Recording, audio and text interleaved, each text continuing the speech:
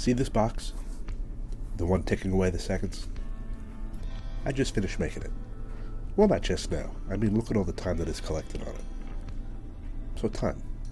I've been thinking about it a lot lately. Last video I delved into the past with a story about childhood and the people who time caught up to. And it got me thinking, what if I could make a box that reverses time? Crazy, right? Well, guess what? That's probably not going to happen. But what I can do is make something with the skills that I have gathered over the years. Some of those skills that were taught to me by the people who I've lost to time, and some that I've learned on my own. It's been a fun few months making these kits and honing my electronic skills, but I think it's time to actually make something that's all mine. I've been wanting a stopwatch, or a timer, or whatever you want to call it, for a while. So why buy what you can make? So without further ado, let's make some shit. So let's get the components out of the way. What I'm using for this project are 8x8 LED dot matrix displays. I like how they look. They have that nice digital feel, you know? Next up is an Arduino Nano. I'll explain more about that later. A simple momentary push button switch. And to bring it all together, a solderable breadboard. I'll leave links in the description. Now these are not your average LED displays. They come in a set of 4 on their own PCB board, made by GeekPie 1259. I could have made my own, but you know, time. These are more cost effective, and they have their own microcontrollers built into the PCB. Keeps the wiring to 5 connections on the matrix instead of 16 each. And the screens themselves pop off the board, so if something goes wrong with one, I can change it out, so that's nice. These came with pin headers that were already bent at 90 degrees, so let's break out the iron and get these together. I'm finding that these pin headers take quite a bit more heat than usual. Maybe I need to clean my tips. All the consumables I buy aren't cheap because, why not? And these tips were no exception. Maybe I should just buy a set of good tips. Nah. Like that's not going to come back to bite me in the ass. Can you say foreshadowing? These screens are daisy-chained together, meaning the wiring just goes in and out. Technically speaking, you can put as many of them together as you want. I'm sticking with 8 because 999 hours should be plenty. Pop the screens back on, and let's move to the actual connections. Oh yeah, wire. We're going to need some wire. This thing has 5 connections, and luckily I have 7 different colors of 22 gauge wire. I think it's 22 gauge wire. Whatever. It's still weird to me that black is usually ground in electronics. I was always a high voltage guy, and it just seems unnatural. Like if I was on a job and I found a black wire that was hooked up to ground, after I got up off the floor from getting zapped, I would find a guy that did it, and he'd get smashed. I like to tin the wires. Usually I would use a solder pot, but I didn't want to waste the time waiting for it to heat up. It takes like 10 minutes, and ain't nobody got time for that. So the 5 connections to the screen are as follows. VCC is your 5 volts from power. Ground is your negative. DIN, or data in, is, well, data in from your microcontroller. It tells the display what LEDs to turn on. CS, or chip select, controls the start and end of the data transmission. And clock, can you guess what that's short for? Keeps the data transmission in sync.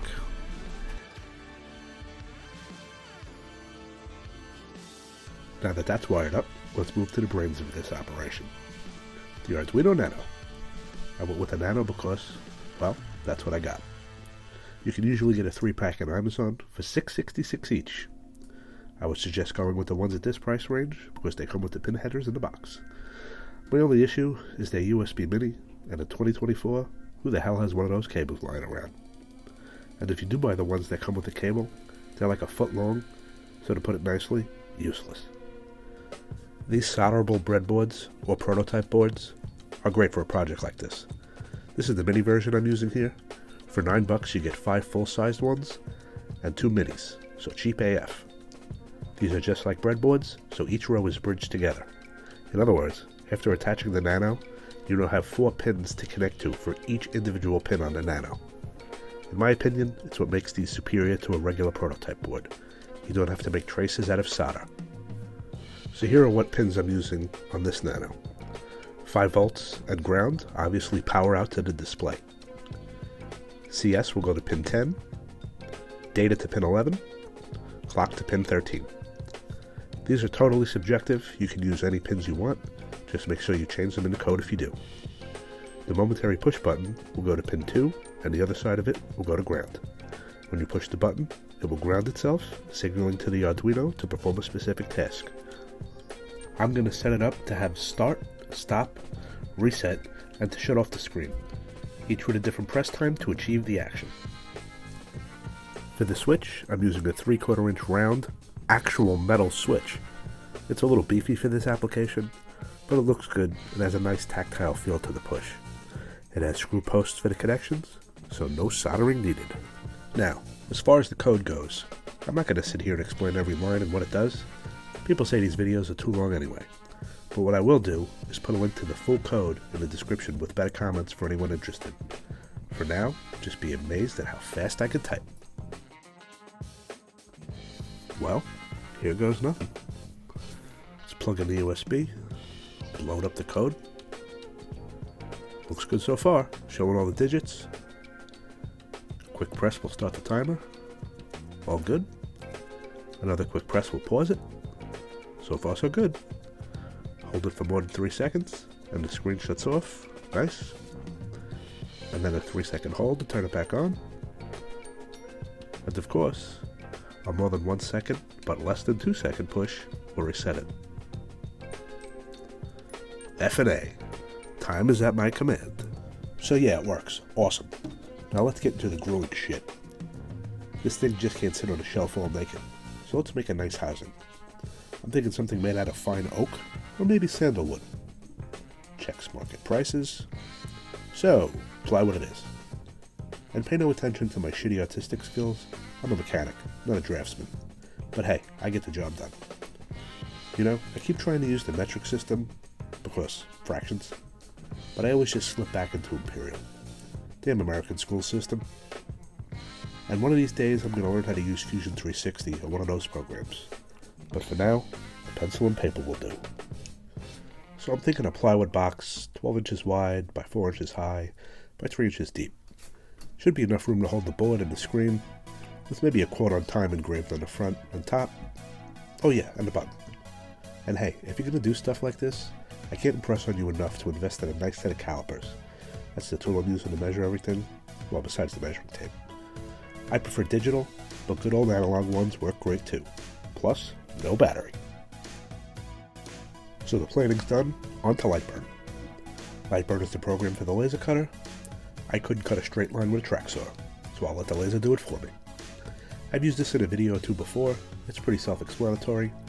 Pull up your shape, put in the measurements. As for the settings for the actual cutting and engraving, that's hit or miss. I keep a list of settings, but a simple search will help you out. I wound up shrinking the depth to 2 inches, 3 inches was a bit much. Some corny phrase to finish it up, then a fancy font, and off to the cutter. This is a longer 20-watt laser. It's not the fastest, but it's not the slowest, and it's fully paid for. I found this one on eBay for $4.99, which was weird because when I bought it, it retailed at $6.99. Maybe it was refurbished. If it was a factory job. Worth every penny. Now, while I love this laser, the only downside to cutting wood on it is the char. Now, a normal person would say, use your belt sander, stupid. And to that I would say, you're right. But to be honest, my belt sander is cheap-ass Harbor Freight one, and it takes like 10 minutes to change the belt. 10 minutes. Ain't nobody got time for that. So I'll sit here for an hour and do it by hand. Since the sanding and the standing are self-explanatory, I'm going to come clean with you about something. I really have no idea how to code. I just know the basics. Hello world. But what I do know is how to learn stuff. You see, chatbots these days can code in Arduino, which I believe is C++, but they really suck at it. I fought with ChatGPT for hours trying to get this to work. But then I found Claude. Claude is the man, or bot. He makes ChatGPT look like Siri. So after getting it to write the code and explaining what each line did, I erased it and wrote the code myself from what it explained. Cheating? Kind of. But I'm an old man, and learning code is going to take some time. Well, as my dad always used to say, honesty is the best policy, unless it's not. For the finish, I'm going with a traditional cherry stain. because that's all I have. I like to use foam brushes because they're cheap. Use them once and throw them away. No cleaning necessary. If you are going to clean them, use mineral spirits, not lacquer thinner. The thinner will literally dissolve the foam. And don't forget a good steel wool rub when it's dry. Takes out the imperfections very nicely. Alright, time for a test fit. I figured at the time the best way to assemble this was to secure everything but the back with nails or glue. Screws, not so much. I didn't think it would look right with the screw head sticking out in the front, and the wood is way too thin to countersink them. Yeah. I know there's glue on the screen. It doesn't hurt to be prepared, does it? And I cut most of the test fit out in the edit anyway. And I also have to say, I got real lucky with the placement of the button. With the lock nut in the back, I had about a hair's worth of play on the top. After much consideration, and considering I don't have a brad nailer, the wood would split if I tried to use nails anyway. By the way, I tried. It split. Luckily, I had the foresight to try it on some scrap wood first. So good old wood glue it is. You know, you don't realize how strong wood glue is until you mess something up and try to break it apart. Break being the key word here. The glue doesn't break, the wood does. It didn't happen today, but it has in the past. I'll use as many clamps as I have and set it aside. Come back tomorrow. With the glue dry and everything feeling solid, let's get the electronics installed. I'm just going to eyeball what looks like the center, and I'm using 10mm standoffs to mount the PCB. I also used some Captain tape on the screws. The heads and the nuts were a little too close to the traces for my liking, and it's always better to be safe than sorry. Captain tape is non-conductive, so it's a great insulator, obviously. It's also pretty heat resistant, something going up to 500 degrees freedom height. So if this thing catches on fire, at least the tape will still be there. And of course, don't forget to cable manage. There's nothing worse than a bird's nest of wires. I hate messy cables. I just took 4 hours cable managing my bench area. Yeah, I have a lot of free time. But I do have to say, it looks marvelous. Cable ties for the win. Yeah, so remember when I said the effed up soldering tips would come back to haunt me? Well, here it is. Really, no big deal. It looks like moving the screens around cracked the solder joint. This is why you don't put your tools away till you're 100% done. Murphy's Law and shit. A quick touch up on the joints, and we're back in business. So to line up the standoffs on the wood, this is a little trick I learned from where else but YouTube. Get some masking tape and a Sharpie. Ink up the bottoms, and press it into the tape. You know, now that I'm thinking about it, you probably don't even need the Sharpie for wood. You could just press harder into the tape. Come on, bro. Look at that fit. Tight, like a tiger. It's almost like a press fit. Perfection. I'm super happy with that one. So I've had this drill set forever. They're actually for drilling out gas nozzles, but they work great on wood too. Great for a pilot hole. I mean, I could have used the drill press, but it's 4 holes. Why get out of the chair? With the tape trick, the holes lined up perfectly. YouTube for the win. So, holes done, some M2 screws, and the electronics are mounted. Hindsight and all, I should have put a flush mount female USB connector instead of cutting out in the back. It is what it is. I'll probably wind up doing it another time. That's why I screwed the back on instead of gluing it. Well, that, and maybe one day this thing will eventually break and I'll need access. Engineers take note. Parts should be accessible. I don't know what happened with the measurements, but when I put this thing together, the bottom or top, whatever, was sticking out like 1/8 of an inch. No biggie. I actually got up and ran out on the belt sander at 80 grit for like 3 seconds, and it was smooth. I actually ran all of it over the sander when it was fully together. I didn't like the way the ends of the plywood looked. So 80 through 400 grit and another coat of stain. I also hot glued the back of the screens to the box just to be safe. But in reality, this thing is just going to sit in front of me on a shelf, so it really wasn't a concern. Just me overthinking. I was concerned about the humidity. The screen fit so perfect that I was worried that when the humidity levels went down, the wood would shrink and the screen would fall out. You know, like how when a door sticks in the summer and not in the winter. It is a concern when working with wood, or so I'm told. And with that, my first from scratch project is complete. I'm relatively happy with the way this turned out, though in hindsight, there are a few things I would change. Like I said before, I should have put a round flush mount female USB socket in the back. The wire coming out the back makes it look like I just didn't care. And I also should have measured out the mounting of the PCB board instead of eyeballing it. It's way off. And of course, because this is plywood, there are some imperfections, mainly on the side and the bottom. But for me, the front is perfect. The fit of the screen is so flush and tight, it amazed even me. I'm seriously considering covering the sides and the back in black felt though.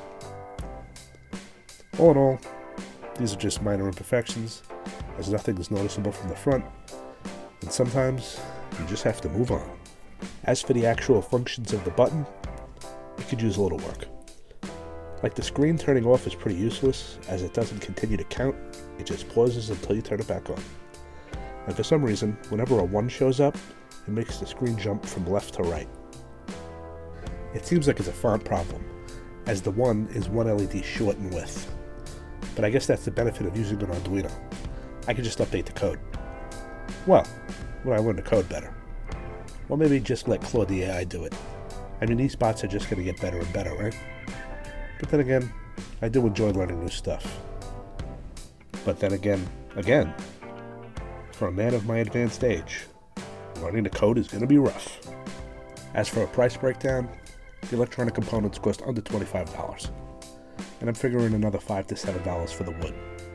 Time-wise, I don't even know. I guess I could add up the video times, but doesn't matter. If I knew how to code already instead of learning it on the fly, I'd say it took like 6 hours. Well, what do you fine folks think? Is this a success? Feel free to judge. I have a high constitution for abuse. What would you have done different? And to be that guy, leave a like if you like. And a sub would be nice too. And with that, the time is gone. The video's over. I thought I'd something more to say. Yeah, name that tune. And as always, thanks for watching.